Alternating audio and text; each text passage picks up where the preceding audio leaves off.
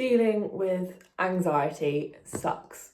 There's no way of getting around it. It's not something you can enjoy, and it's something that you might think could go away and then it doesn't. And as we all know with anxiety, it's an awful cycle of overthinking and then feeling intense emotions and then fearing those emotions and then feeling more emotions, and it's a cycle that is so hard to break. And I just wanted to talk about it today. So here I am talking about what anxiety is like when you are in your 20s, how I deal with it, and some of my best tips and tricks for getting through anxiety.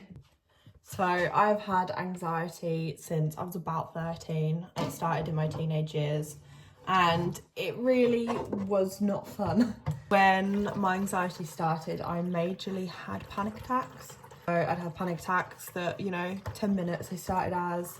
By the peak of having them when I was probably like 15, 16, I would have panic attacks for about 3 hours and they wouldn't stop, and I never really felt I could control them, and I never found a way to help or just calm them down, really. It pretty much took me having to leave school early. I did my GCSEs from home mostly. I just sat them at school. It took me mostly leaving school, and I just didn't cope with my anxiety, and being at home felt like the best option, and that is what I did. I stayed at home and my panic attacks ended up making me agoraphobic, and I couldn't then leave my house. So I struggled to leave the house, and it was just a horrific cycle of being very anxious and not being able to talk and not really knowing the best ways of dealing with it, and that carried on for a good amount of time. I saw psychiatrists, counsellors, and nothing was really helping. And fast forward to 23 years of age, and I still have panic attacks. I don't have them nowhere near as bad or as frequent as I used to have them, but I still have panic attacks, and I'm a very anxious person, and I don't actually realise sometimes how anxious I am. And even my partner recently said he's noticing how I have an anxious personality almost, and he notices a lot of the things that I do that you can just tell I have high anxiety without us realising my anxiety's high. I'm constantly trying to think of 3, 4, 5 steps ahead when we've not even got to the first step, and overanalyzing what's going to happen, what people are going to think, and it can be very unhealthy, and it has been very hard to deal with for me and for others around me, because my high anxiety has it's hard. It can be really hard to deal with. So in my 20s, how am I dealing with anxiety? Because I have about 10 years worth of anxiety now. This has been going on for around 10 years, and realistically, I don't think there's a way to prepare you. And I don't think there's a one-size-fits-all right or wrong answer. I have found some things that help me, and I'm going to share them today, but it doesn't mean that this is going to help everyone. And again, my story is my story, and someone else's story could be completely different. And what I'm saying might sound like a load of waffle, and to me, it's been what's helped. So who knows? But first of all, I would always say, try and find your best support network. And this isn't always as straightforward as it sounds. Some people don't have good connections with their family, or maybe they're in a not so great relationship, or maybe they haven't got a strong friendship network, or not everyone has that picture perfect, amazing family around them and lots of friends. And I think it's just important to highlight who are the positive people in your life, who are constants. And it doesn't have to be family or like a blood relation. It doesn't have to be a friend. Like, who are those people who you would trust, who bring you positivity, who don't bring you down? And highlighting those people, I think, is an amazing first step. For me, I have highlighted who brings me stress and who doesn't bring me stress, and who brings me comfort and who helps me a lot and who I should probably avoid when I'm not feeling amazing. And we now plan that into my days and my weeks depending on what my mental health is like. I think it's very important to try and really notice who does what in your life and what type of impact they have. Are they in your life for positive reasons? Are you supporting them? Are they supporting you? Is it an equal relationship? I found that some relationships I know that I was giving a lot and not receiving anything. And I don't necessarily agree with giving to receive, but there is also no relationship should be one-sided. I think that's a very important lesson to learn because, you know, a lot of people do say like, oh, you shouldn't give to receive, or, you know, you can't necessarily expect things of other people. But I think it is very healthy and it should be encouraged to learn when you aren't having a two-way system, and no relationship should be one way. You shouldn't have to keep chasing someone and keep showing up and keep giving yourself 100% emotionally when they can't even give you that 1%. And don't get me wrong, all levels fluctuate. There's points where I am probably a bit more vacant as a person, as a friend, and maybe they have to give more, or it could be vice versa. I'm a bit more aware and I'm more present and they need a bit more time, and that's okay because no one's going to be at 100% all their life. You know, things fluctuate and that's fine. But I do think there are levels, and noticing those levels and how your relationship deals with that is very important, because people draining from you is very real. The reason I say about, first of all, having a good support network is because I think it's very important to just become very aware of your surroundings and what brings you down and what raises you up. I found that I was spending a lot of time around very negative people that weren't necessarily contributing to my life, and it did make my mental health very negative, and I was being very negative, and everywhere I looked was negativity. And believe it or not, I noticed my anxiety was worse and a lot of my mental health wasn't ideal because everything around me was very negative and my head took a chain reaction with it. So, first tip, make sure you surround yourself with a good support network.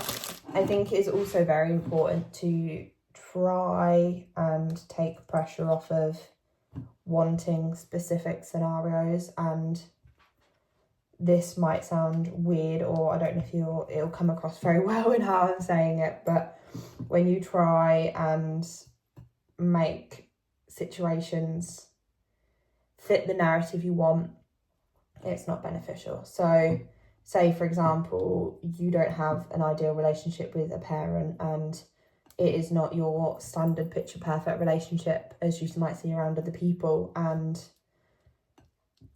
you know, almost beating yourself up over like, well, why haven't I got this relationship? Why is it not like that for me? And I think it's a very normal emotion and it's important to allow and feel every emotion. However, there has to be a point where you have to just allow things to happen. Not everyone's going to have, you know, that bog standard typical relationship, and that is completely fine.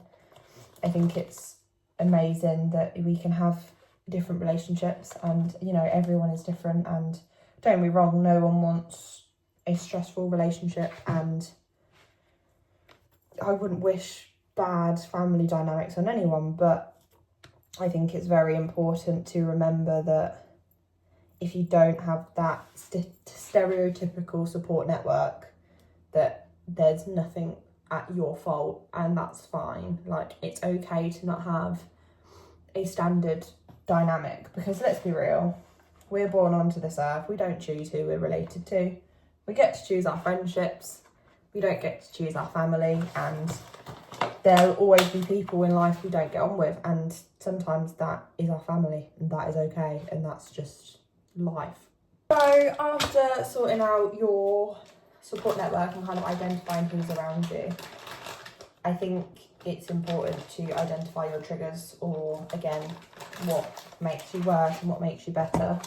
So like I mentioned, if you find that you're surrounded by negativity and that's having an impact, then it's very important to just try and eliminate that where you can. And it's not always easy cutting ties, and you can't always cut ties, or you don't want to cut ties, and that is fine in itself. But I think finding better coping strategies around that is very important. You know, if there's someone you don't want to cut out of your life, but you find they have a bad impact, maybe you have to just monitor when you feel anxious, and then, you know, only spend time with those people when your anxiety is lower, or allowing yourself to notice, okay, I'm now struggling with these conversations, it's time to step away for a day, or maybe a few days, or it's time to leave. You know, that is very important to learn. And I'll be honest,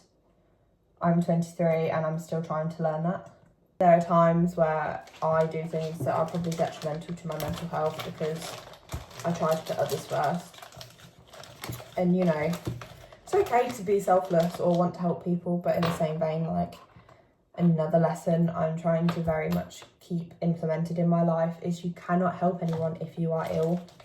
If you make yourself so ill or so emotionally invested that you burn yourself out, you're not helping anyone because you're not well enough to help anyone. So if you're so focused on helping them, in the long run, that can be detrimental. I think it's just very important to learn relationship boundaries, full stop, and what has an effect on you and what doesn't. So another kind of part of anxiety, as I mentioned, was my panic attacks. And sometimes, obviously, well, a good chunk of the time they cannot be helped and they come on sporadically and there's no stopping them, which is not amazing. So how do you deal with that? In my 10 years, I have learned some strategies, some that are really helpful, and some of it's just trial and error, realistically.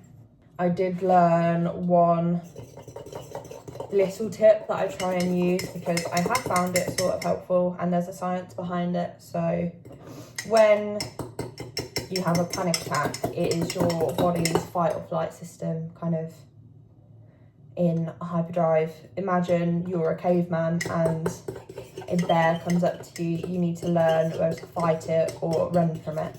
We're not cavemen with bears in front of us anymore. However, that mechanism is still active for some of us, or all of us, and panic attacks are just kind of that system being triggered off for not necessarily any reason.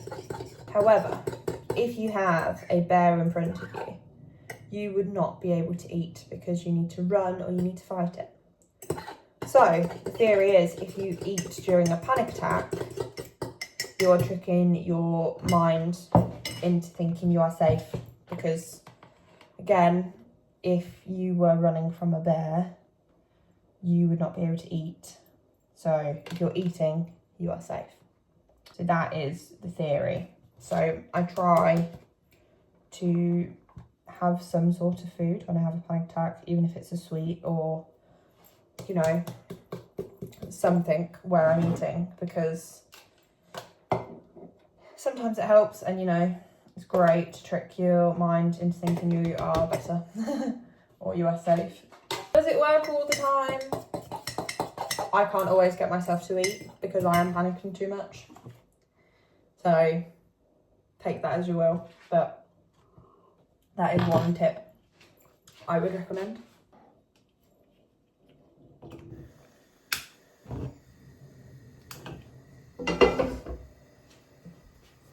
Dealing with anxiety is very strange, and being able to navigate it isn't easy. I have tried to make conscious notes of how I'm feeling day to day, and even if I'm having a good day, kind of just acknowledging those feelings is very important. If I am feeling anxious, I make sure I now tell my partner what's wrong, because leaving myself with my anxious thoughts, although sometimes I'm like, it's nothing, I'm fine, and then my anxiety spirals and I'm not fine, and we have to deal with me in a very panicked state. Whereas I could have probably told my partner a few hours before, maybe squashed it, or he could have helped me get through it. Whereas I just sometimes panic, let it fester up here, and then it's a mess. I would love to say I have all the answers and, you know, that anxiety is easily to get over and there's a quick fix, and I think I would have a lot of money if I had the cure or the answers, because no one does, let's be honest. We know there's things that make it worse. I know there's things that I do that, you know, really doesn't help, and I know that there's things that I do that helps, and amazing, but like, I can't help you fix your anxiety and no one can help me fix mine. I think if you know that if there's a trigger for your anxiety, I think it is very important to be willing to accept help, or at least work towards being able to accept help. I know for me, I've spoke about it on this channel before, I have medical trauma through medical gaslighting and, you know, some of my experiences with my health. And I know that makes my anxiety really bad. And I am going to be looking at getting some sort of therapy to help with that, because I know that's not normal. For me, I know that that's the trigger, and it's okay that I know that's the trigger, but I now want to work on helping that, because, you know, I don't want to have anxiety, or at least I know that that's one area my anxiety is quite bad. So if I can help that and accept the help for it, I'm hoping I'll be in a lot better situation. This breakfast I am absolutely obsessed with at the minute, so if you've been enjoying me making my breakfast, let me know. I think it's just very important to have these conversations about anxiety and mental health and what different things do to us and the effects they have on us, and very much prioritising what makes us happy and what works for us. Because, like, again, one really important thing for me was cutting out toxic people, and that's really helped. And I can't say my anxiety's gone, because, I mean, I've been having panic attacks again the last few weeks, so I definitely can't be like, I'm cured. I'm not. I'm far from it. I've got a lot of issues, but I do also know that it's very important to just learn how to really pinpoint things and be aware of things. And I think that is something I am learning with age. And I'm not old, I'm 23, and someone might be watching this video and thinking I am completely naive and I've got all the wrong answers and I'm just a 23-year-old that knows nothing, and maybe. But I do know that I've had anxiety now for 10 years, and how I approach my anxiety and how I view my anxiety is all very different. I was very hard on myself for a good amount of time, and I still am sometimes. I still get frustrated with myself, and, you know, I may be too tough on myself for being anxious, and I apologise too much for being anxious, but that's okay. And I need to learn how to deal with that, because I shouldn't be sorry for being anxious, and, you know, there is no pressure to be a certain way. But we are learning, and another kind of lesson that I've learned kind of recently is, just as much as it's my first time on earth, it's my grandparents' first time on earth, it's my siblings' first time on earth, it's your teacher's first time on earth, or your doctor, or whoever you are around. Everyone is living life for the first time. So if you see someone becoming a grandparent, for example, they've been told they're having their first grandchild. That is the first time they're being a grandparent. And we expect the elderly, or we expect people in authority to have all the answers, and we're all doing this for the first time. And yes, some of us are going to be better well informed than others, because maybe they've studied in something, or they've had different life experiences. Like, we're all different for that reason. However, it's very important to be aware of, we are all doing this for the first time and we can't expect anything from anyone. And being very harsh on ourselves for not knowing how to deal with something, it's okay to not know how to deal with it because we've never done this, or no one's done this a second time. So if we don't have the answers and we feel lost and, you know, we feel like we're not doing things right, that's okay, because we are doing it for the first time. And that's such an important lesson. So as I've just finished making my breakfast, I am so excited to be eating it. But I hope this video made sense. Let me know if you enjoyed this type of format. I just wanted to have a chat, make my breakfast, maybe give a little bit of advice or knowledge from my little 23-year-old self. But if you did enjoy, please be sure to subscribe down below and like this video, because I'm trying to grow this account.